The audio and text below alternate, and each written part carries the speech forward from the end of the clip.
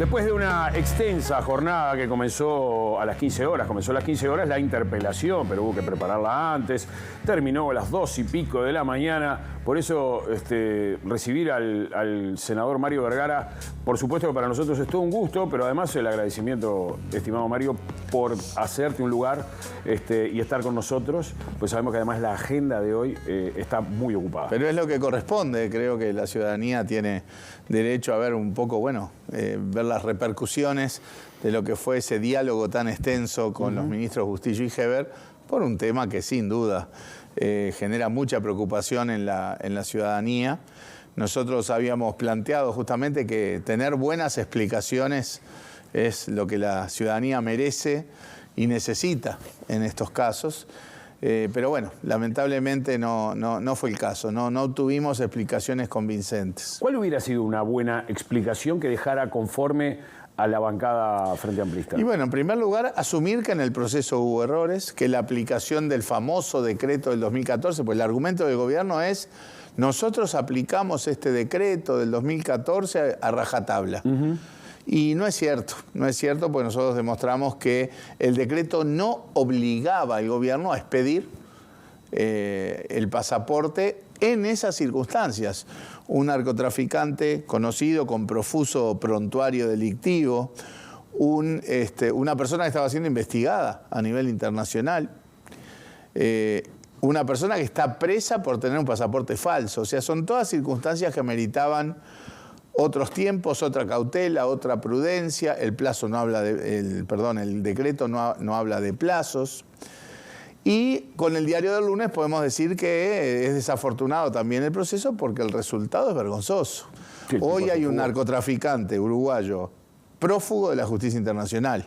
Y la expedición del pasaporte fue funcional a ese proceso. Nadie asigna acá intencionalidad ni connivencia de ningún tipo, pero que fue funcional. Admitir eso ya de pique hubiera sido una diferencia. Admitir que se pudo actuar de una manera diferente, admitir que se podía haber interpretado otros artículos del decreto que habilitaban a actuar de manera diferente, y admitir que este episodio tiene un triste final que afecta la credibilidad, la reputación del país en la comunidad internacional, que afecta la confianza de la ciudadanía. Pues nada de eso sucedió. Los dos ministros se parapetaron en el hecho de que, ellos solo hicieron lo que podían hacer, estaban atados de mano, no tenían margen. Esto era prácticamente un trámite administrativo común. Y nosotros decimos, no puede ser un trámite administrativo común de una circunstancia que de común no tiene nada. O la Cancillería recibe todos los días solicitudes de pasaporte de un narco que está siendo investigado y que está preso en el exterior. Por lo tanto, en la medida que no se tuvo ese talante, no se reconocen errores, no se reconoce que se podía haber actuado distinto, ni siquiera se reconoce con el diario del lunes que este episodio erosiona la reputación, la credibilidad del país, erosiona la confianza de la ciudadanía. Entonces, mal podemos considerar como satisfactorias explicaciones que no son tales y que no ayudan tampoco a mirar para adelante. Por eso es que el Frente Amplio definió que, en ese contexto, cuando ellos dicen no nos equivocamos en nada y si lo tenemos que volver a hacer, lo hacemos igual, no podemos mantener la confianza de esos ministros y es por eso que el Frente Amplio hizo una moción de declaración del Senado donde plantea esto y plantea que nosotros entendemos que los ministros deberían dar un paso al costado. El término "el diario del lunes" fue utilizado también por los ministros para decir que cuando se tramita el pasaporte por parte de Sebastián Marcet, ellos no sabían, o por lo menos a nivel de Cancillería o Ministerio del Interior, no sabían que estaba preso, o no sabían que era narcotraficante. Eso se escuchó ayer. Sí, pero no es así claramente. Ellos de alguna manera arrancan sus respuestas diciendo, para nosotros esto se inicia en marzo de este año cuando aparece la requisitoria internacional. Y eso es inaceptable. Ya en mayo del año pasado había habido intercambios de información de parte del Ministerio del Interior. En septiembre cae preso Marcet en Dubái. Los primeros días de octubre hubo reportes de prensa internacional y local profusos reportes con todo el prontuario. O sea, a ver, ¿cómo van a insinuar de que era un futbolista, un uruguayo más que andaba por el mundo y necesitaba un pasaporte? Y en noviembre, además, se reconoció ayer en la sesión que hubo averiguaciones, contactos a partir de solicitudes de drogas en cuanto a contactos que hubo entre el subsecretario de Interior y la vicecanciller, en 2 oportunidades. Además de la mentada reunión de la vicecanciller con el abogado de Marcet, justamente en donde lo que se dialogó fue el tema de la valija diplomática, la forma en la que rutinariamente un pasaporte se envía al exterior y que obviamente no fue la forma que se hizo esta vez, se hizo de una manera excepcional, inusual. No decimos que no ocurriera nunca, pero era claramente inusual, que es que alguien con un poder retira el pasaporte en la Cancillería y lo envía, en este caso con un familiar, a Dubái, que el propio ministro de Relaciones Exteriores decía, bueno, se dieron 30 casos el año pasado. 30 casos en 10.000 pasaportes. O sea, estamos hablando del 0,3% de los casos en que se operó de esta manera. Vaya si eso es inusual o extraordinario. Sí, incluso aquí hay, a ver, el tema responsabilidad política, por lo que estás diciendo, lo dejaron como de lado, no asumieron la responsabilidad política y sí achacan prácticamente toda una responsabilidad administrativa, Exacto. Tanto de un ministerio como del otro. Ayer Bustillo, una de las cosas que decía era que, por ejemplo, la cónsul que había hecho el trámite había hecho consultas, pero que eran lógicas las consultas, porque ella era nueva, porque era capaz que era el primer pasaporte que tramitaba, porque capaz que era la primera vez que concurría a hacer ese trámite. Y no, capaz que porque las consultas fueron porque le parecía realmente muy raro, ¿no? Ensayar eso como explicación realmente nos sorprendió. Además de eso de una muchacha joven, nueva, sin experiencia, o sea, no se hace. Pero además, en todo caso, por joven o que sea muchacho joven no la inhabilita, porque por algo tiene la responsabilidad que tiene. Y en todo caso, solicitó instrucciones porque a la luz de las circunstancias era lo que había que hacer.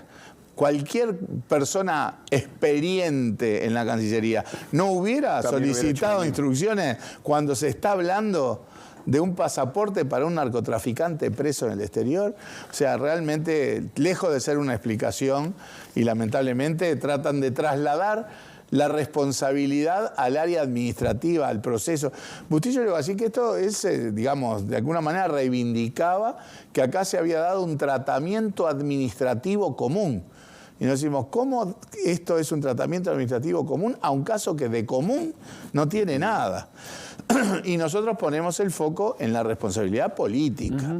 Acá hay responsabilidad política y sobre todo a la luz, reitero, de un resultado que es vergonzante para el país. Hablando de responsabilidad política administrativa, también al que cesaron es por responsabilidad, se supone, administrativa, por lo menos por ahora, que es el subdirector de la Oficina de Identificación Civil. Sí, de eso nos enteramos en la propia interpelación. El ministro del Interior dijo que a él le habían llegado el inicio de eso el día sábado.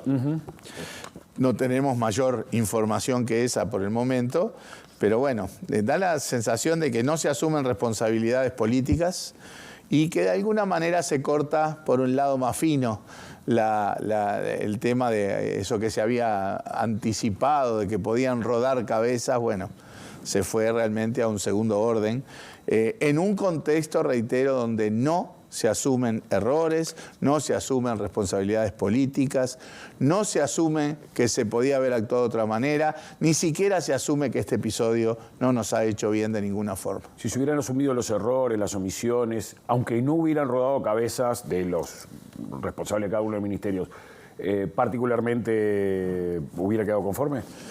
Bueno, por lo menos es un talante para decir, bueno, no actuamos del todo bien, podíamos haber aplicado el decreto de otra manera y eso no hubiera tenido el mismo resultado. Decir que hay asumir la responsabilidad política. Para eso están los ministros.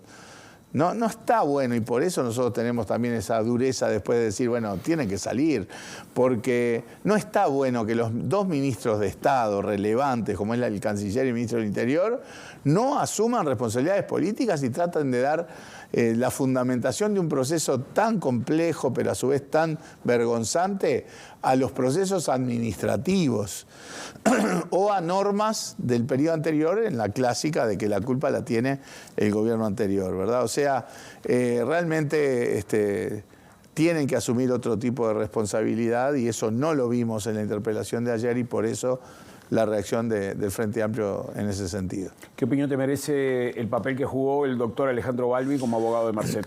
Bueno, todo el mundo tiene derecho a un respaldo jurídico, una defensa, ¿verdad? Desde el punto de vista profesional no tenemos nada para decir. Lo que está claro es que eso de que él haya podido tener rápidamente una entrevista con la vicecanciller habla de que es un abogado que tiene llegada. Y pues seguramente por eso cobra lo que cobra también. Pero lo que está claro, el foco nuestro no está en Balbi. Balbi hace su trabajo y aprovecha en todos casos sus contactos. El problema nuestro es entender que sobre todo explicar, y ayuda a explicar que Cancillería en particular estaba al tanto del tema Marcet mucho antes de marzo, cuando se hace la requisitoria internacional. Y bueno, el tema en conversación con la vicecanciller era la fecha de la próxima valija diplomática. Cuando la canciller le dice, bueno, falta un mes para la próxima, el que estaba urgido por un pasaporte era Marcet, no el Estado uruguayo. No había por qué haber habilitado ese mecanismo excepcional.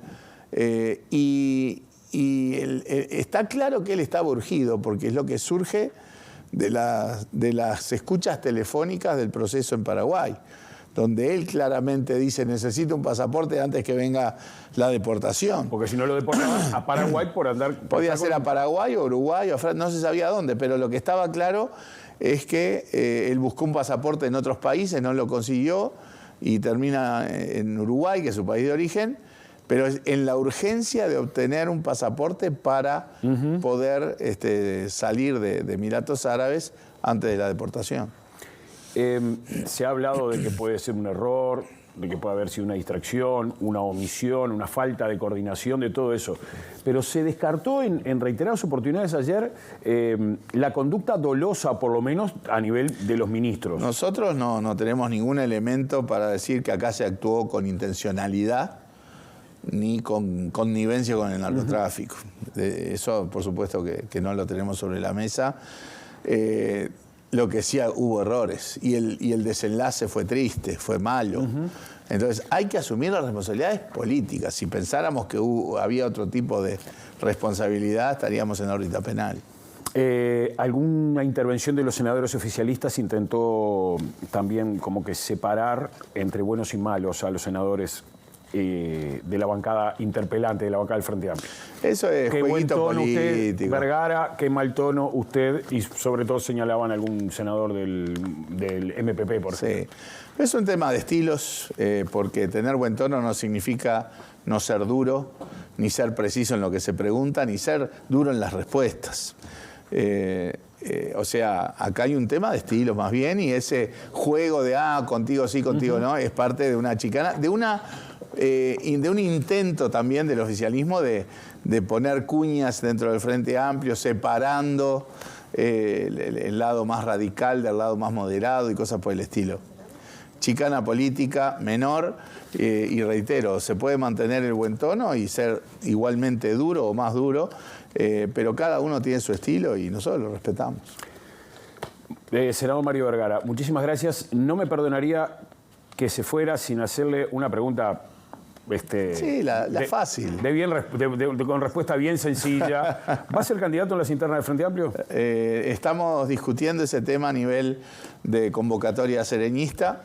Hemos definido, sí, a nivel de convocatoria que vamos a trabajar, y estamos trabajando, con la intención de tener una formulación electoral común para las elecciones de 2024, tanto a nivel nacional como a nivel de cada uno de los 19 departamentos, cosa que es un desafío porque todos sabemos que en política cada departamento es un mundo.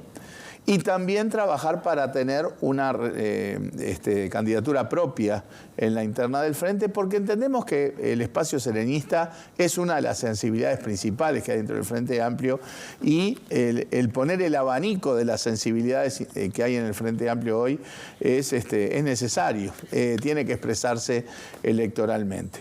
Estamos en esa conversación, no se han definido nombres, estamos en esa conversación y apuntamos en un plazo que no debería ser demasiado largo a tomar definiciones en la materia, y obviamente cuando las tomemos se harán públicas. Muchísimas gracias, Mario. Ha sido un gusto. Senador Mario Vergara, agradeciéndole muchísimo, ¿no? Porque después de una jornada muy intensa, como decíamos, jornada intensa que además no ha terminado, porque tiene para un buen rato más todavía de agenda de medios de comunicación. Muchas gracias, Mario. Un gusto.